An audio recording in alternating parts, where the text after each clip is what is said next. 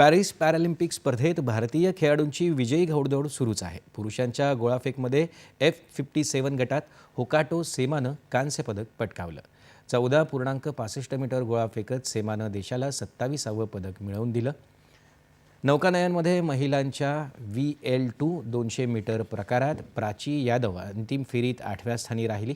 जलतरणात सुयश जाधव 5व्या स्थानी राहिला. यासह त्याचं स्पर्धेतलं आव्हान देखील संपुष्टात आलं. सिमरननं महिलांच्या 200 मीटर शर्यती T12 अंतिम फेरीत स्थान निश्चित केलं.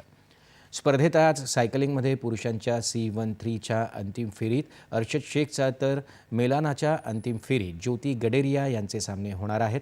नौकानयनमध्ये 200 मीटरच्या पॅरा कॅन्डिट महिलांच्या गटात पूजा ओझा तर पुरुषांच्या गटात यश कुमार यांचे उपांत्य फेरीतले सामने होणार आहेत. पुरुषांच्या भालाफेकमध्ये F40 गटात नवदीप तर धावपटू सिमरन महिलांच्या 200 मीटर T12च्या अंतिम फेरीसाठी मैदानात उतरणार आहे. भारत 6 सुवर्ण 9 रौप्य आणि 12 कांस्य अशी एकूण 27 पदकं पटकावत या स्पर्धेतल्या इतिहासातली आतापर्यंतची सर्वोच्च कामगिरी केली आहे. पदक तालिकेत भारत 17व्या स्थानावर आहे.